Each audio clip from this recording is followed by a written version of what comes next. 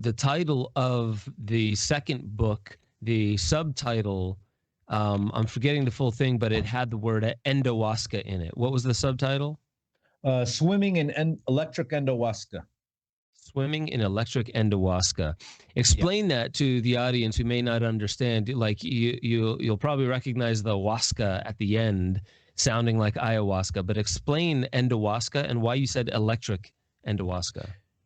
Well, so the Endohuasca aspect, it's obviously, after the ayahuasca thing, basically it's just a playoff off ayahuasca. Ayahuasca is DMT and a monoamine oxidase inhibitor. You drink it and you have extended visions for 5 to 6 hours. I don't need to go into deep explanation. Everybody who's watching this already knows what ayahuasca is. Endohuasca is the endogenous. So endo stands for endogenous. Huasca is a play off ayahuasca. And it stands for all the endogenous chemicals that seem to potentially correlate with our altered states of consciousness. That includes, but it's not limited to DMT, 5-MeO DMT, bufotenine. And then a lot of people don't know that the human body also produces multiple monoamine oxidase inhibitors. So while they use the BCAPI for ayahuasca, we actually produce neurocatin, tribulin, pinolene, harmon, and probably a few others that I'm leaving out, but it's a much more complex soup that we have within us. It seems as though if you look at all the biochemicals produced in the human body, we are made to have these sort of mystical experiences. Maybe that's hypothesizing a little bit too out there for some people, but I think that, if we have three types of DMT in us and multiple monoamine oxidase inhibitors, it's probably not a mistake. So that's the endohuasca aspect. And the electric aspect is just the bioelectricity of the body. So basically, when we're in altered states of consciousness, our bioelectricity changes as well. From the EEG correlates, you look at it, the changes in the delta, theta, alpha, beta, gamma waves. But in my book, I cite Dr. Robert O. Becker's work a lot. Becker was a scientist who wrote the book, The Body Electric. I highly recommend that book. I still think it's one of the top 100 books of the past 100 years, really. Becker's main research was studying the regeneration capabilities of salamanders.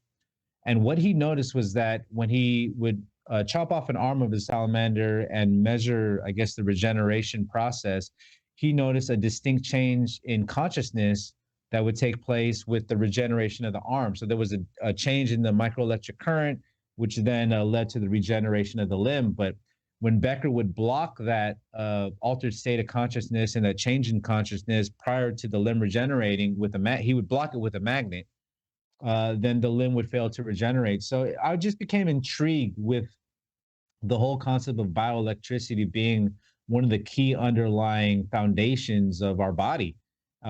First and foremost, because I felt a strong electric surge in my body after my mystical experience, which lasted for weeks.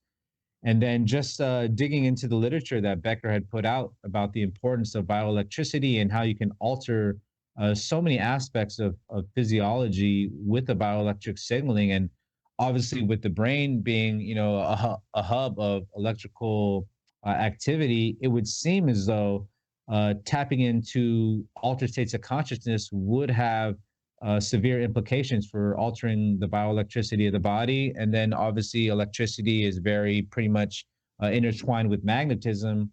And that affords the possibility to have conversations of things extending past the physical body. So curious about this. So Becker altered the consciousness of the salamander with a magnet. And so the aspect of consciousness we're specifically talking about is a bioelectric phenomena, correct? So it was altered with a magnet. Do you know if that magnet was just in the space or was it directly applied to the arm? I'm really curious about this because like I've heard of even like healing sessions with magnets and things along those lines. And I know we have an electromagnetic aspect to the human body. Very curious, and I won't even now go into like what we're experiencing with 5G towers and just a changing in the electromagnetic field around us due to technology, but just thinking that a magnet itself could block a natural physiological process what are your thoughts on that? Like that, like what could this potentially lead to? And maybe we don't got to go crazy with it, Yeah. but what does that mean that a magnet can do that? If something could do something negative, that means there's a potential for it to do something very positive as well. So it depends on how you look at things, right? If you want to look at it like, we're affected by Wi-Fi and 4G, 5G phone stuff, then that's a negative aspect. But if you want to look at it where we can develop maybe magnetic stimulation of the brain, like there's the Neuralink thing that Musk wants to go ahead and implant in our brain, but there's also the transcranial magnetic stimulation stuff that Michael Persinger was working on that put people in altered states. And I get the feeling that if that were tweaked and fine-tuned, that might allow us to get deeper into visualizations quicker to affect our health. So I think that it all depends on how you look at it. But so Becker, he used a direct current measurement. So this is a more simplified version of the EEG. Instead of like a bunch of probes or electrodes on the brain or on the scalp per se, it was direct current. So from what I remember, during our normal waking consciousness, the direction of the current went from back to front. So I think it was positive in the front and negative in the back. And then when we go to sleep, it flips. So it changes direction.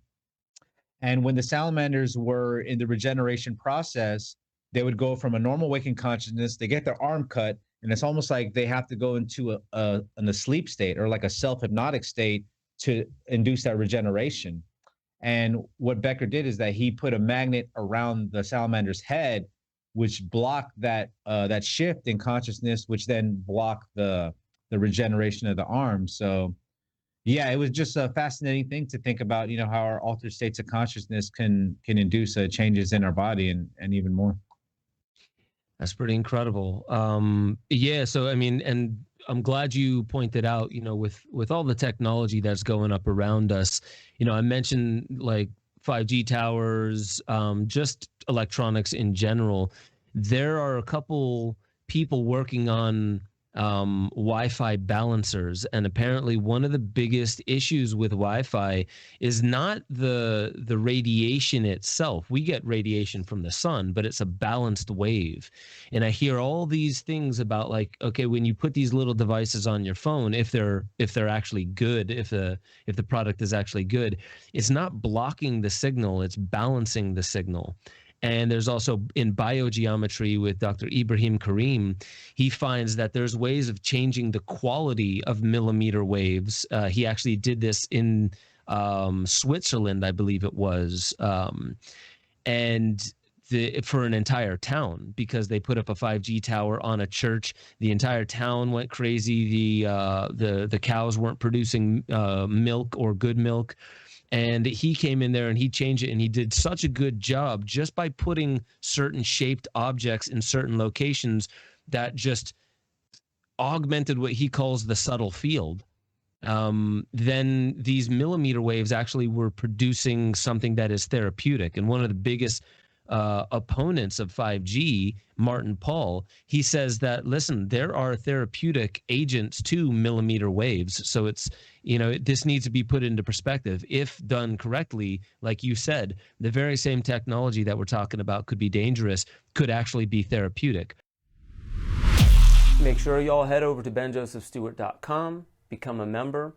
You'll have access to the growing library of deeper dives where I talk about all the stuff that I really can't talk about on YouTube. Make sure you get involved in the Discord chat. That's where a lot of the conversation is happening, talking about new theories, being able to interweave into the greater conversation that is how we awaken infinity. That's our highest potential. And I just want to remind you, you are the most powerful technology ever known to creation. Wield it like an artist with a conscience.